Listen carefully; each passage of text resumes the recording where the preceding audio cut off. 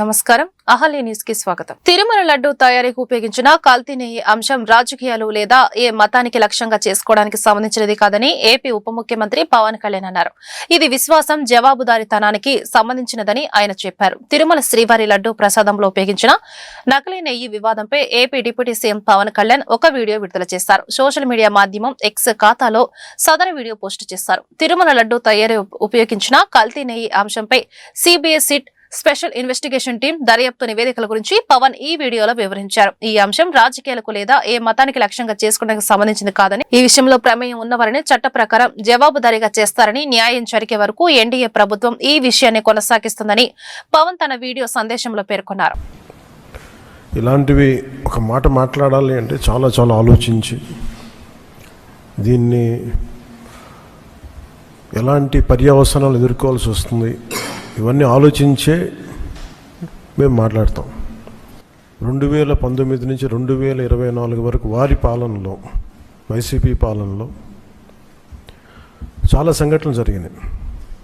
రిలీజియస్గా దాన్ని ఒక sensitive issues జరిగినాయి మాట్లాడటానికి. ఉదాహరణకి రామతీర్థంలో రామచంద్రమూర్తి శ్రీరాముడు, ఈ దేశం కొలిచే శ్రీరామచంద్రుడి విగ్రహాన్ని శిరిచ్ఛేదం చేస్తే ఎవడో ఆకతాయి చేశాడు, ఎవడు పిచ్చోడు చేశాడు. పిఠాపురంలో అశుద్ధంతో విగ్రహాలని చేస్తే ఒక గుడిలో దాన్ని కూడా ఎవడో పిచ్చోడు చేశాడు. ఈ కల్తీ లడ్డుల నేపథ్యం గురించి మనం ఎవరి గురించి మాట్లాడుకోవాలి, వాళ్ళ గురించి తెలుసుకోవాలి కొంత. అలాగే దుర్గమ్మ వారి ఆలయంలో వెండి విగ్రహాలు మన దొంగతనం జరిగితే ఇవి పోతే ఇంకోటి కొనుక్కుందాం, దీనికి ఏంటి బిల్డింగ్లు మేడలు కడతామా, మిద్దెలు కడతామా. అలాగే అంతర్వేదిలో రథం కాలిపోతే ఎవడో పిచ్చోడు చేశాడు. ఇలాంటి సంఘటనలు నెల్లూరు నుంచి మొత్తం రాష్ట్రం నలుమూలల 219 సంఘటనలు ఇలాంటి జరిగినాయి. డెసిక్రేషన్ ఆఫ్ టెంపుల్స్, దేవాలయాలు కావచ్చు, దేవాలయ పరిసర ప్రాంతాలు, దేవాలయాలు అపవిత్రం చేయటం. ఎక్కడ కూడా ఒక్కరి నేను నిర్ణయం తీసుకున్న దాఖలాలు ఎక్కడా లేవు. ఇలాంటి నేపథ్యంలో కూడా ప్రత్యేకించి జనసేన నుంచి కానీ మేము ఎక్కడ చాలా దాన్ని పొలిటికల్గా కానీ దాని ఒక మైలేజ్ వస్తుందేమో, దాని ఒక ఎమోషనల్ ఓట్ బ్యాంక్, అసలు ఆ నిర్ణయం ఎప్పుడు తీసుకోలేం. పదే చెప్పాం, కరెక్షన్ చేశాం తప్ప. అంత నిబద్ధత పాటించిన మేము స్వామివారి పాదాల చెంత రక్షింపబడి టీటీడీ కల్తీ నెయ్యి కేసులో బీజేపీ సరిగ్గా స్పందించడం లేదని చెప్పడం సరికాదని కేంద్ర మంత్రి భూపతిరాజు శ్రీనివాస్ వర్మ అన్నారు.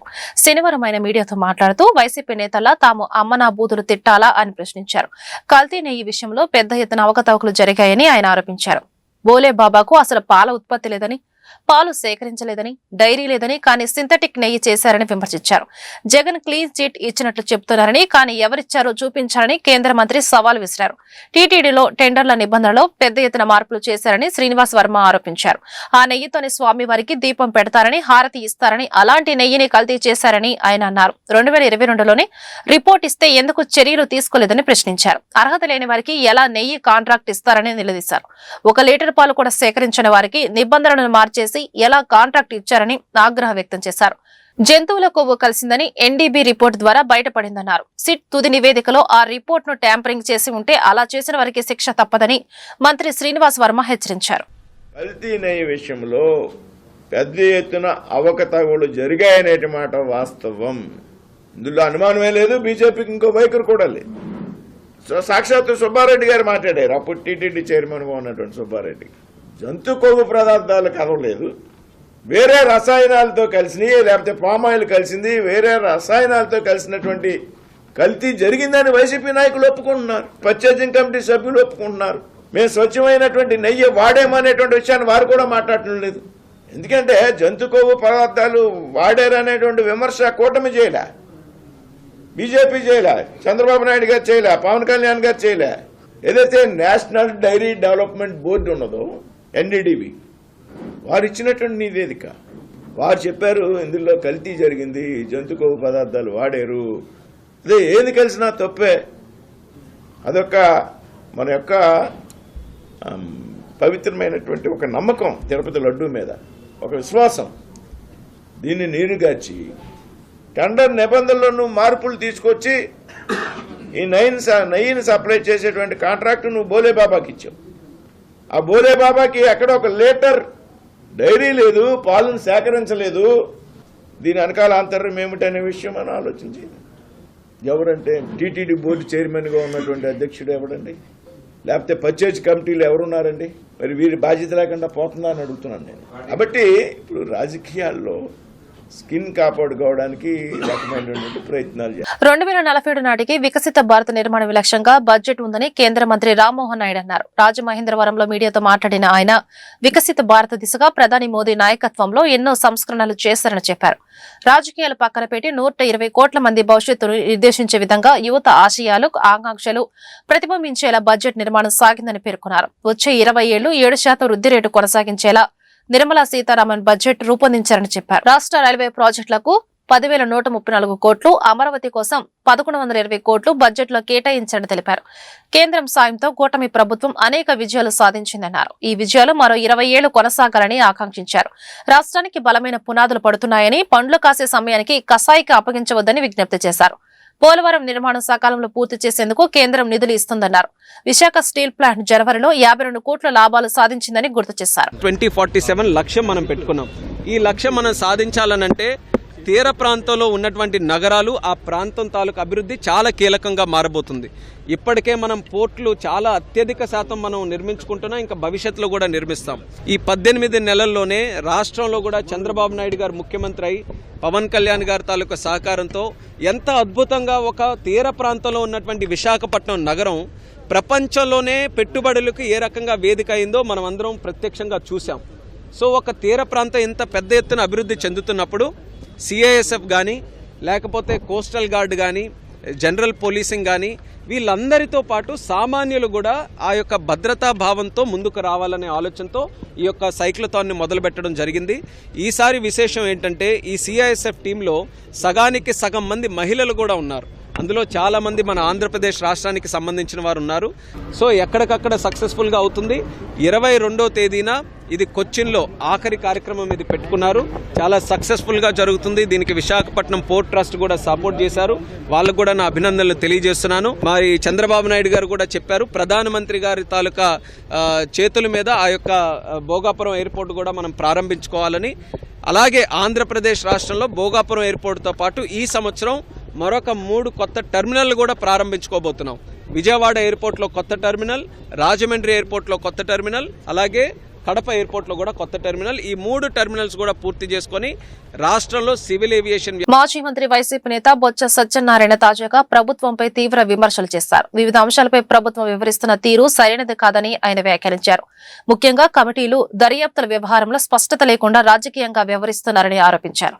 ప్రభుత్వానికి నిజంగా ప్రక్షాళన చెయ్యాలనే ఉద్దేశం ఉంటే డిప్యూటీ సీఎం, బీజేపీ రాష్ట్ర అధ్యక్షుడు, పాత పార్టీ అధ్యక్షురాలు లేదా చంద్రబాబు కుమారుడితో కమిటీ ఏర్పాటు చేసి ఫ్రెండ్సింగ్ ఇవ్వమని చెప్పాలని చొరకలంటించారు. ఏకసభ్య కమిషన్ ఏర్పాటు చేయడం అవసరమా అని ప్రశ్నించారు.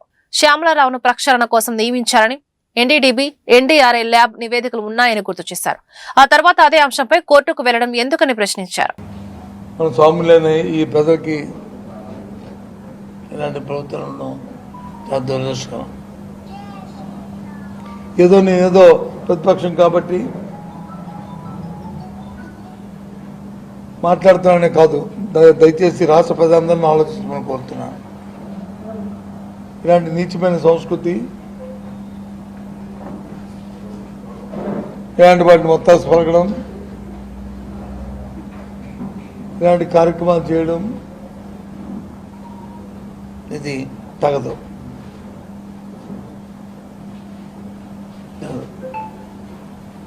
ఎవరున్నప్పటికీ చంద్రబాబు నాయుడు గారు అసలు ఏం చేద్దాం అనుకుంటున్నాం ఈ రాష్ట్రాన్ని?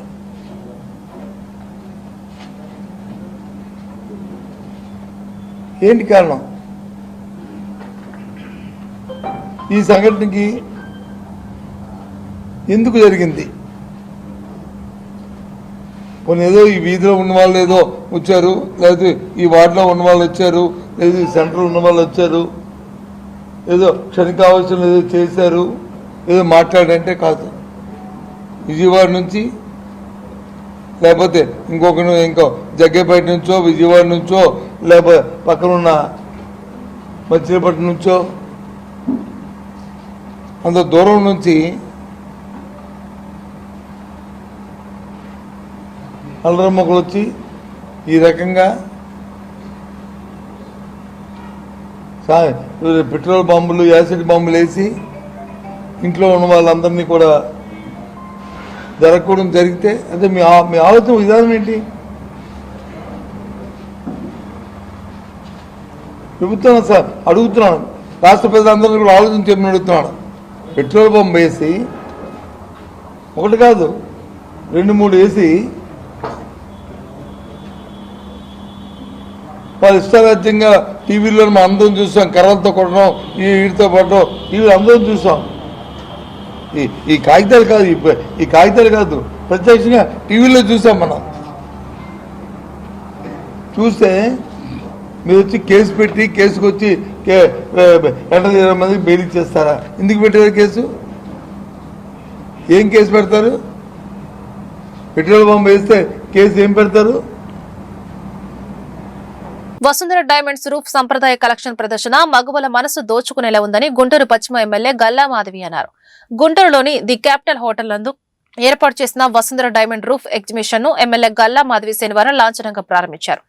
29 సంవత్సరాలుగా బంగారు వజ్రాభరణాల తయారీ విక్రయాలలో కస్టమర్ల ఆదరాభిమానాలను చెరగొంటున్న వసుంధర డైమండ్ రూఫ్ సంస్థ ఆధ్వర్యంలో ఈ నెల 7-8 తేదీలలో బంగారం వజ్రాభరణాల ఎగ్జిబిషన్ ఏర్పాటు చేసిందన్నారు. ఈ చక్కటి అవకాశాన్ని నగరవాసులు సద్వినియోగం చేసుకోవాలన్నారు. ఈ ఎగ్జిబిషన్ నందు bridal jewellery, kids jewellery, men's jewellery వేలాది వెరైటీల్లో ప్రదర్శిస్తున్నట్లు, ఇంకా కుందన్, పెరల్స్, పోల్కీ జ్యువెలరీ కూడా ప్రదర్శనగా ఉంచారు. ఈ మేరకు Vasundhara diamond roof managing director Vasundhara మాట్లాడుతూ తమ సంస్థను హైదరాబాద్ లో ప్రారంభించి 29 సంవత్సరాలు అయిందని, ఆనాటి నుండి కూడా వినియోగదారుల ఆదరాభిమానాలతో దినదిన అభివృద్ధి చెందిందని పేర్కొన్నారు. అపూర్వమైన డిజైన్లకు, నాణ్యతకు, వినియోగదారుల సంతృప్తికి వసుంధర డైమండ్ రూఫ్ కు ఒక ప్రత్యేక గుర్తింపును పొందిందని తెలిపారు. ఈ కార్యక్రమంలో Vasundhara diamond roof Vijayawada showroom head Atluri మేఘన, ఆలపాటి మాధవి పాల్గొన్నారు. అందరికీ నమస్కారం అండి. ఈరోజు క్యాపిటల్ హోటల్స్ లో వసుంధర జ్యువెలర్స్ వారు చాలా అత్యద్భుతమైన ప్రదర్శన కార్యక్రమాన్ని ఏర్పాటు చేశారు.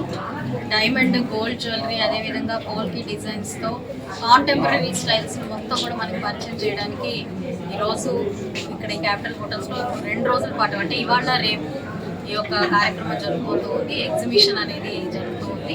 మరి మనందరికీ తెలుసు, గుంటూరు అండ్ విజయవాడ ప్రాంత ప్రజలందరూ కూడా ఇటు జ్యువెలరీ కానివ్వండి, అదేవిధంగా మనకి క్లాతింగ్ కానివ్వండి, చాలా ఎక్కువ ఆదరణ మనకి గుంటూరు విజయవాడ ప్రజల దగ్గర నుంచి లభిస్తుంది. అలాంటి క్రమంలో వసుంధర జ్యువెలర్స్ వారు మన క్యాపిటల్ హోటల్కి రావడం నిజంగా చాలా సంతోషకరం. ఎందుకంటే వసుంధర అంటేనే ఒక పేరుగాంచిన సంస్థ అని మనందరికీ తెలుసు. అందులో కూడా డైమండ్ జ్యువెలరీలో ఎంతో మనకి చాలా మార్క్ వేసిన ఒక సంస్థ అని కూడా చెప్పొచ్చు.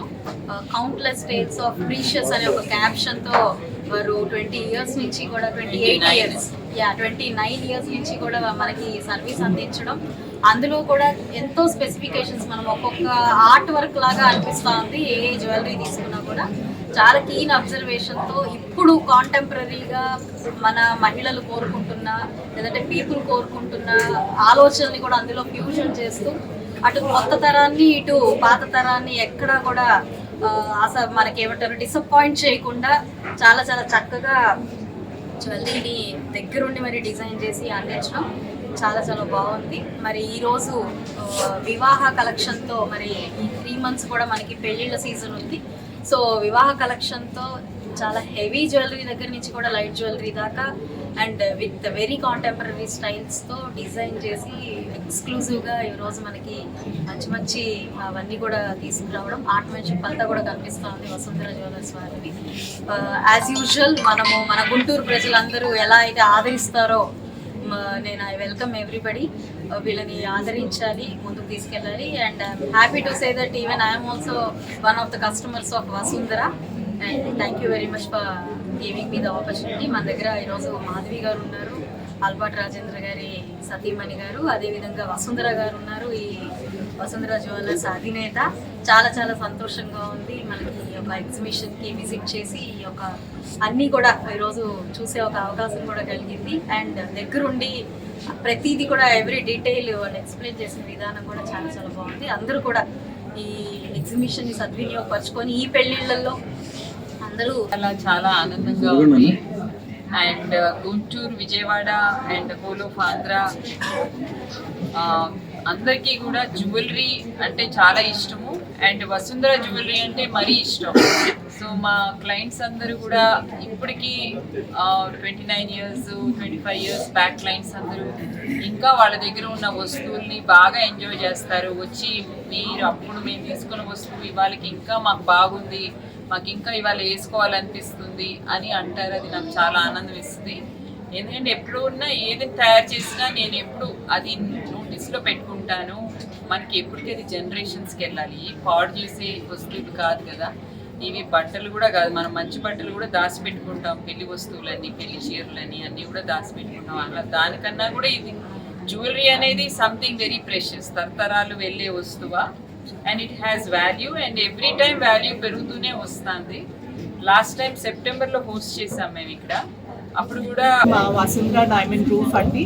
మాకు 3 స్టోర్స్ ఉన్నాయి, 3 బ్రాంచెస్ ఉన్నాయి. ఒకటి ఫ్లాగ్షిప్ స్టోర్ హైదరాబాద్, ఇంకో బ్రాంచ్ విజయవాడలో ఉంది, ఇంకోటి వైజాగ్లో ఉంది. సో మేము ఒక కొత్త కలెక్షన్ సాంప్రదాయ వరుడు వధువు కలెక్షన్ అనేది మేము లాంచ్ చేసాము. ఆ లాంచ్ సెలబ్రేషన్లో మేము ఈ ఎగ్జిబిషన్స్ అనేది వైజాగ్, విజయవాడ అండ్ గుంటూరు 3 చోట్ల పెడుతున్నాము. So 7th and 8th capital hotels గుంటూరులో జరుగుతుంది and 10th and 11th Vijayawada లెబరేటరీలో జరుగుతుంది. సో తప్పకుండా ప్లీజ్ టు కమ్. మా న్యూ కలెక్షన్ ని మీరందరూ చూడాలి. దేశంలో ఎక్కడా లేని విధంగా రాష్ట్రంలో క్వాంటమ్ వ్యాలీ తీసుకొచ్చిన ఘనత ముఖ్యమంత్రి నారా చంద్రబాబు నాయుడుకే దక్కుతుందని ఈస్ట్ ఎమ్మెల్యే మహమ్మద్ నజీర్ పేర్కొన్నారు. గుంటూరు తూర్పు నియోజకవర్గంలో ముఖ్యమంత్రి సహాయ నిధి ద్వారా 56.86 లక్షల విలువైన చెక్కులను లబ్ధిదారులకు స్థానిక తూర్పు శాసనసభ్యుల వారి కార్యాలయంలో అందజేశారు. అనంతరం ఎమ్మెల్యే మీడియాతో మాట్లాడారు. ఇప్పటి వరకు నియోజకవర్గ వ్యాప్తంగా 9.28 కోట్ల ముఖ్యమంత్రి సహాయ నిధి చెక్కులను పంపిణీ చేశారు. రాష్ట్రంలో వైద్య రంగానికి అత్యంత ప్రాధాన్యతనిస్తూ కూటమి ప్రభుత్వం తీసుకుంటున్న నిర్ణయాలు పేదలకు వరంగా మారుతున్నాయని అన్నారు. అత్యవసర పరిస్థితిలో ఎవరైనా అనారోగ్యానికి గురైతే ఇబ్బందులు పడకుండా ముఖ్యమంత్రి సహాయ నిధి ద్వారా ఆదుకుంటామని చెప్పారు. రాష్ట్రానికే సంజీవనిగా ఉన్న గుంటూరు ప్రభుత్వ సమగ్ర ఆసుపత్రిలో సంపూర్ణ మౌలిక వసతుల కల్పనకు ప్రత్యేక చర్యలు తీసుకున్నామని చెప్పారు. కూటమి ప్రభుత్వం అధికారంలోకి వచ్చిన 20 నెలల కాలంలోనే కార్పొరేట్ వైద్యాన్ని పేదలకు దరిచేర్చామని తెలిపారు.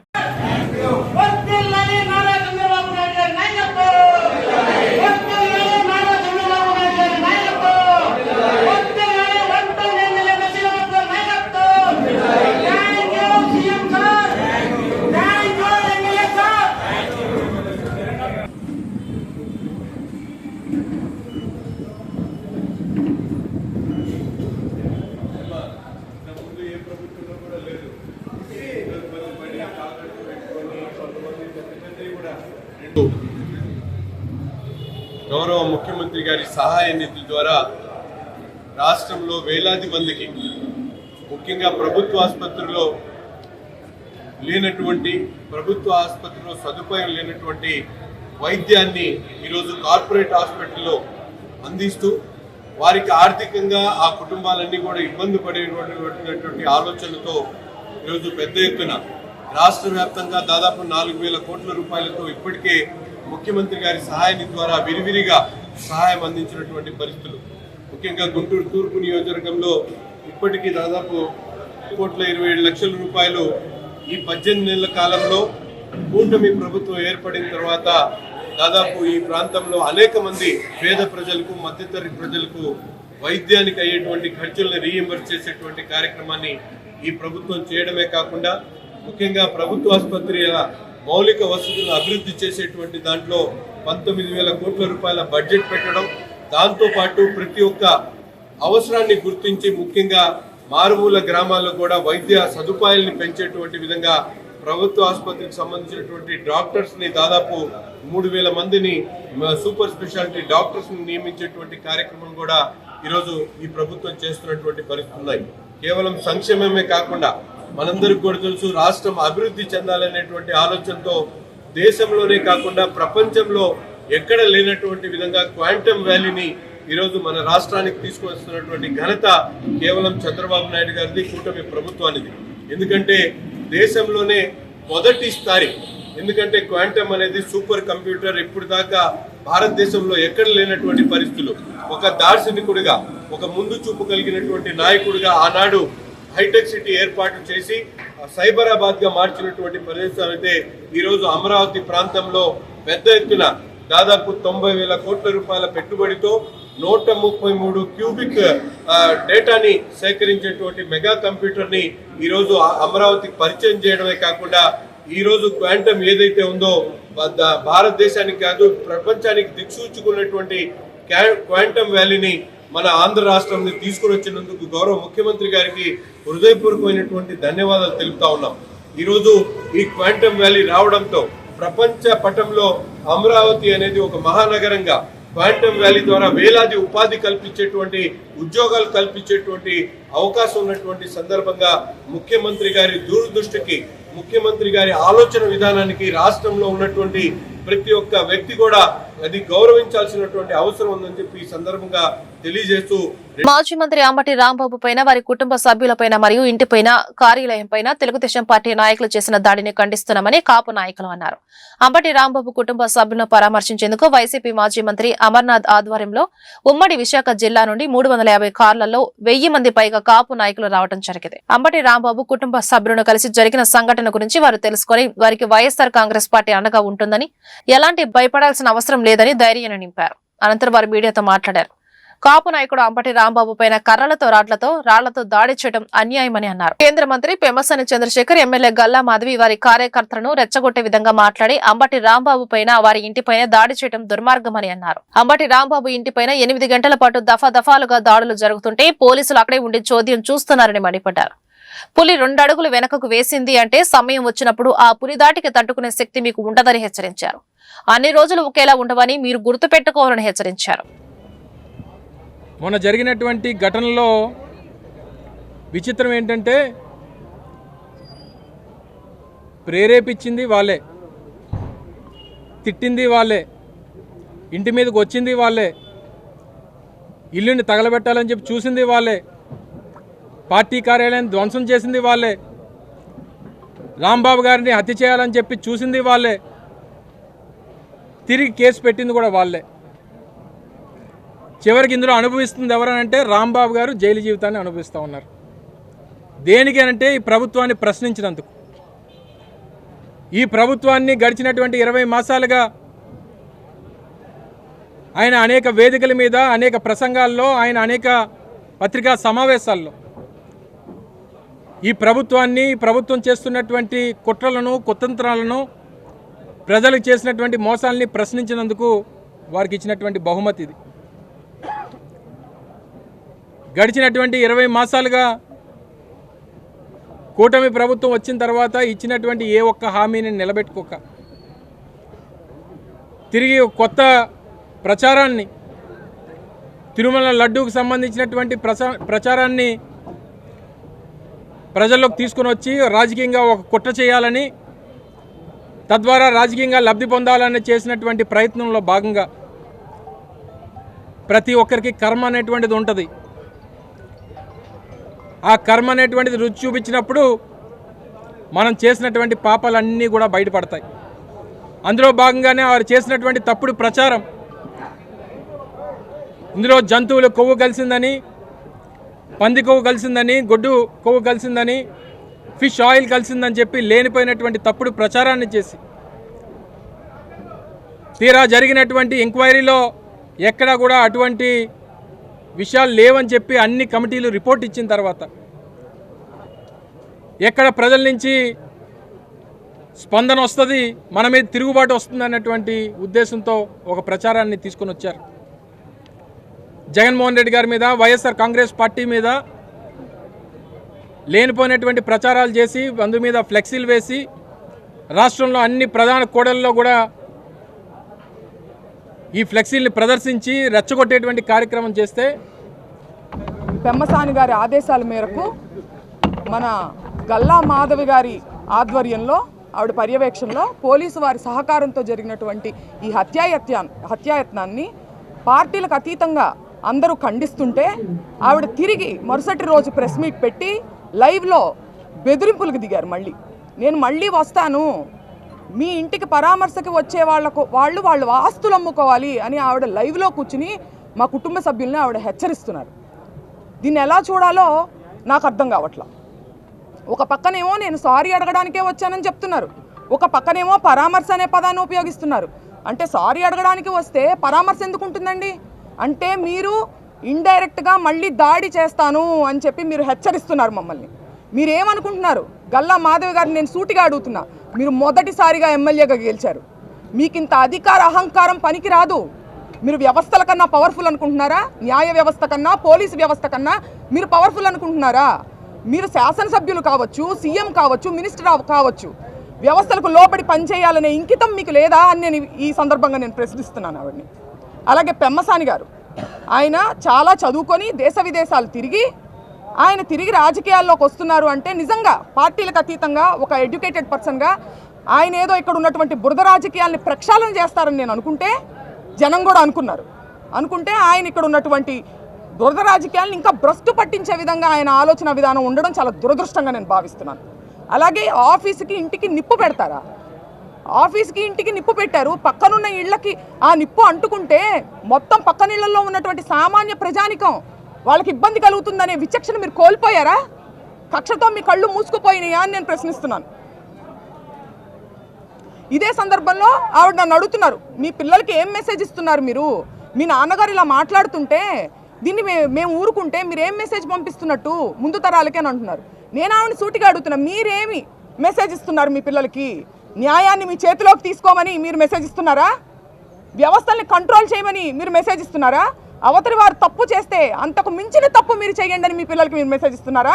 నేను ఇవ్వట్లేదు. న్యాయం ఒకటి ఉంటుంది, దాని పని అది చేసుకుపోతుంది, మనం వ్యవస్థలకి లోబడి మనం ఉండాలి అనే నేను మెసేజ్ ఇస్తున్నా. ఏ చట్టం చెప్పిందమ్మా రాళ్ళు కర్రలు తీసుకుని ఇంటి మీదకి వచ్చి సారీ అడగమని ఏ చట్టం చెప్పిందో ఆవిడ నాకు తెలియజేయాలి, నేను తెలుసుకుంటాను. అలాగే ఇవాళ రాంబాబు గారు రెడ్ బుక్ ని నేను కేర్ చేయను అని చెప్తున్నారు. పరామర్శల పేరుతో ప్రజల మీద జగన్ పగ తీర్చుకుంటున్నారని గుంటూరు తూర్పు ఎమ్మెల్యే మహమ్మద్ నజీర్ తెలిపారు. జగన్ చేపట్టే పరామర్శ యాత్రల కారణంగా ప్రజలు ఇబ్బందులు పడుతున్నారని ఆగ్రహం వ్యక్తం చేశారు. నిన్న జగన్మోహన్ రెడ్డి చేపట్టిన పరామర్శ యాత్ర కారణంగా 2 మృతి చెందారని, వారికి టీడీపీ తరపున ప్రగాఢ సానుభూతి తెలిపారు. టీడీపీ రాష్ట్ర కార్యాలయంలో ఏర్పాటు చేసిన మీడియా సమావేశంలో ఆయన మాట్లాడుతూ జగన్ పాలన ఆటవిక రాజ్యాన్ని తలపించిందన్నారు. అన్ని వర్గాల ప్రజలు ఇబ్బందులు పడ్డారన్నారు. టీమ్ 11 ప్రజలు ఇచ్చే అధికారాన్ని దుర్వినియోగం చేస్తుందని మండిపడ్డారు. ఇప్పటికైనా జగన్ తీరు మారకపోతే రాజకీయాలకు శాశ్వతంగా దూరం అవుతారన్నారు. ఈరోజు రాష్ట్రంలో జగన్మోహన్ రెడ్డి గారు ప్రతిపక్ష హోదా లేకపోయినప్పటికీ కూడా వైఎస్ఆర్ కాంగ్రెస్ పార్టీ అధ్యక్షుడిగా తను చేస్తున్నటువంటి యాత్రలు చూసి రాష్ట్ర ప్రజలందరూ కూడా నవ్వుకుంటున్నటువంటి పరిస్థితులు కనిపిస్తూ ఉన్నాయి. ముఖ్యంగా మాజీ ముఖ్యమంత్రిగా వైఎస్ఆర్సీపీ అధ్యక్షుడిగా జగన్మోహన్ రెడ్డి గారు తన అధికారంలో ఉన్నప్పుడు ప్రజల దగ్గరికి వెళ్ళినప్పుడల్లా పరదాల చాటున పరామర్శలకు వెళ్ళినటువంటి పరిస్థితులు. ఈరోజు అధికారం కోల్పోయినా ప్రజల సమస్యల మీద, ప్రజల అవసరాల మీద అధికార పార్టీని అడగడానికో బయలుదేరితే ప్రజలు సంతోషించేవాళ్ళు. ఈరోజు జగన్ దిగజారుడు రాజకీయాలు ఎలా ఉన్నాయంటే, గతంలో ఆయన పరామర్శలు హంతకులను పరామర్శించేటువంటి పరిస్థితులు ఈరోజు రోజు రోజుకు కూడా దిగజారుతూ హంతకుల దగ్గర నుండి గంజాయి అమ్మేటువంటి వాళ్ళ దగ్గరికి, డ్రగ్గిస్టుల దగ్గరికి, అలాగే ముఖ్యంగా ఈరోజు మనందరం కూడా చూసుకుంటే రేపిస్టులతో పాటు ఈరోజు బూతులు మాట్లాడి ప్రజలు అసహ్యించుకుంటున్నటువంటి వ్యక్తుల్ని పరామర్శించేటువంటి స్థాయికి దిగజారేటువంటి పరిస్థితులు మనందరం కూడా గమనిస్తూ ఉన్నాం.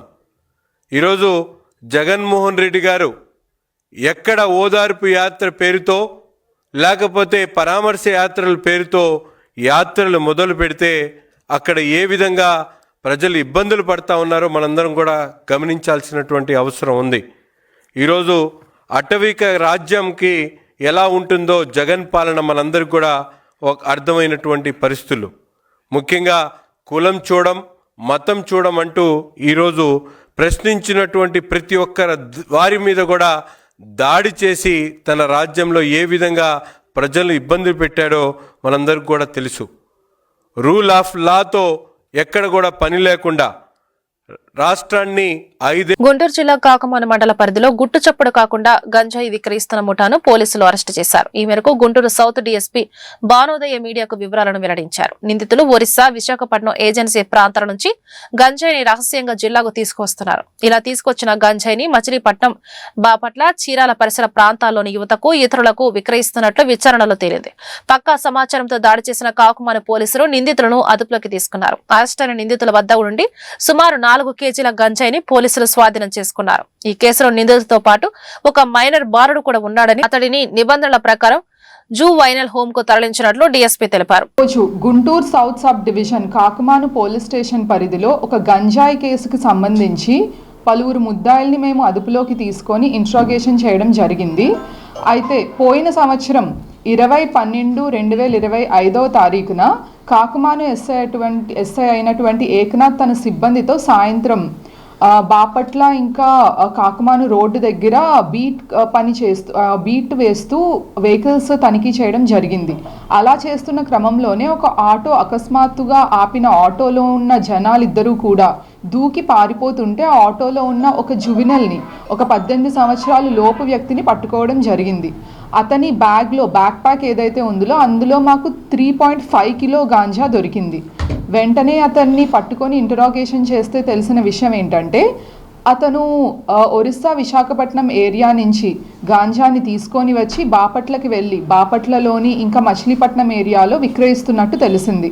అలానే ఫర్దర్ ఇన్వెస్టిగేషన్లో అతని బ్యాచ్లో ఎవరెవరు ఉన్నారు అని మేము ఇన్వెస్టిగేషన్ చేస్తే తెలిసిన విషయం ఏంటంటే వాళ్ళ బ్యాచ్లోని ఇంకా పలువురు వ్యక్తులు లైక్ రంజిత్ కానీ, చైతన్య, ఉదయ్ కిరణ్, రాజా, బుడ్డా, గణేష్ అనే వ్యక్తులు కూడా ఇతనితో పాటు ఒరిస్సా, విశాఖపట్నం ఏరియాలోకి వెళ్ళి అక్కడ గంజాయిని కొనుక్కొని తీసుకొని వచ్చి బాపట్ల, గుంటూరు అలానే మచిలీపట్నం ఏరియాలో విక్రయిస్తున్నారని తెలిసిందనమాట.